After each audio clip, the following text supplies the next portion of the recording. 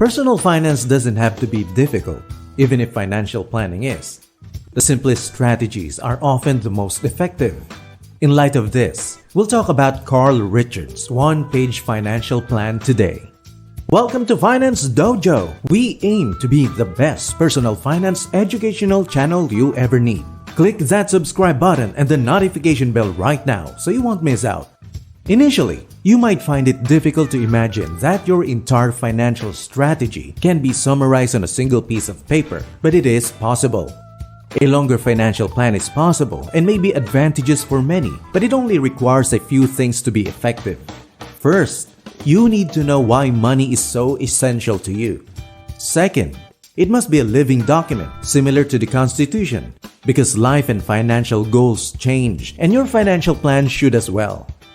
Third, it must tell you where you are now, where you want to be in the future, and how to get there.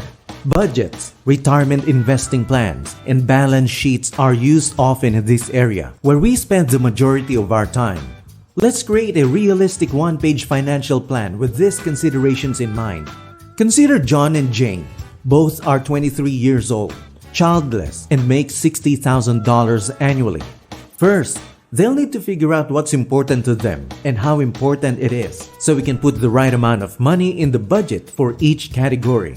To maintain their relationship, John and Jane must have a weekly date night.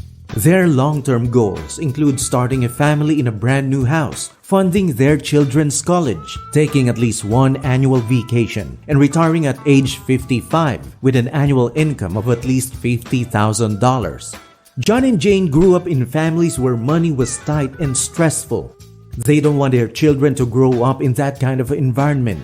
So they are willing to wait a few years before having kids so they can get their finances in order. Jane witnessed her grandparents' financial struggles when they retired. She wanted to make sure that her children and grandchildren wouldn't have to support her and John in their old age. This simplified version shows John and Jane prioritize family and relationships, with Jane looking to the future. To put it plainly, we might say that John and Jane appear to care about money, but it allows them the ability to spend time and go on adventures with the people they love, both now and in the future. Second, they need to create a financial and emotional balance sheet. A financial balance sheet is a list of your current assets and liabilities. Similar to a financial balance sheet, an emotional balance sheet lists emotional assets and liabilities rather than financial assets and liabilities. This might be emotional debt from working long hours and neglecting our spouse or housekeeping, or emotional assets from treating our spouse to dinner, a movie, or hosting a game night with friends. This kind of conversation can bring up old grudges, so it's important to remember that it's not to blame each other for things that happened in the past. It's here for two reasons. First, discover what our partner care about beyond money. If we know what makes them happiest and what hurts, we can develop a strong, long-lasting, joyful relationship. This conversation can be hard, but the long-term benefits are huge. Second, this conversation is here to help us strengthen our emotional balance sheet. Knowing what to do is not the same as really doing it. You should create a strategy for your emotional balance sheet in the same way that you create a budget and tell your money what to do. We may decide where to spend our money after determining our values and priorities.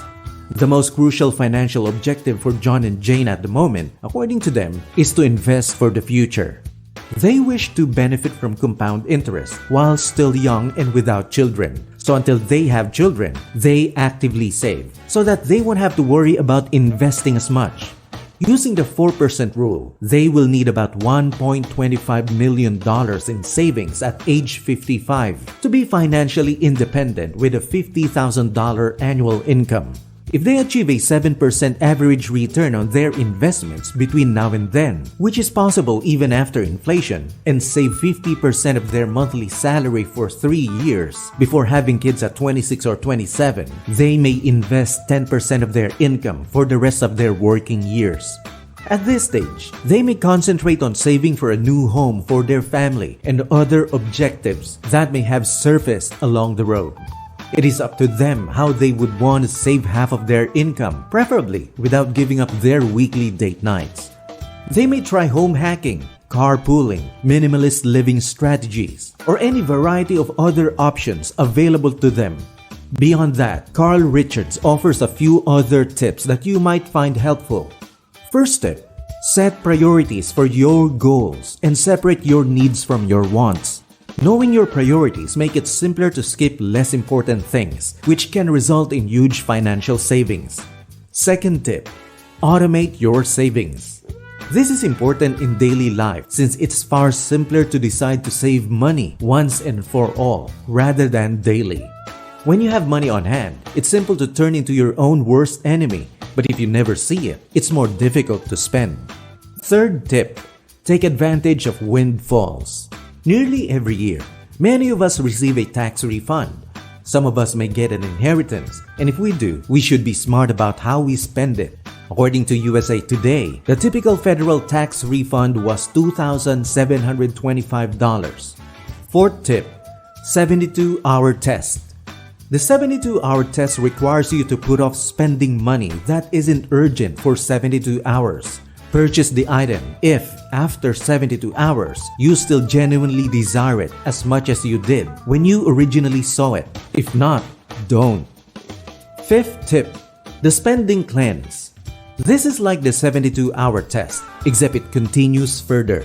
You decide for a certain amount of time, you won't spend money on anything that isn't an urgent need. This could last for a day, a week, a month, or longer. Some people attempt to test how long they can go without purchasing to achieve their first objective. This helps us avoid spending money out of habit and also helps us figure out what we genuinely like spending money on versus what we were doing out of habit. Beyond saving, investing is crucial. But as Richards notes in the book, it's challenging to develop an investment strategy that works for everyone.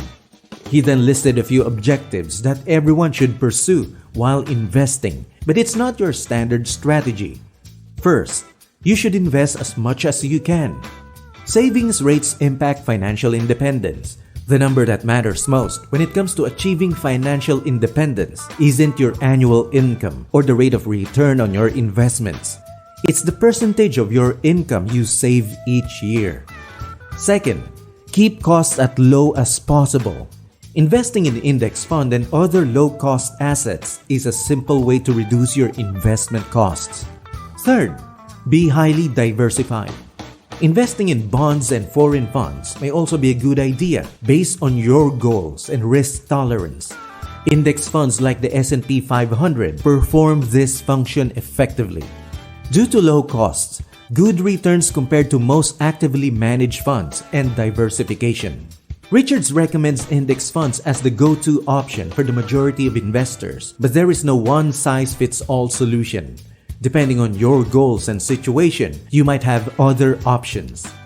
Fourth, pay off debt.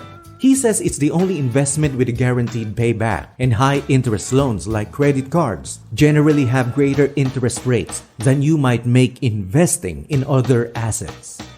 As always, this video is for educational purposes only and not financial advice. You should always do your own research and speak to a financial advisor before making any investment decisions. Thank you for watching and see you in the next one.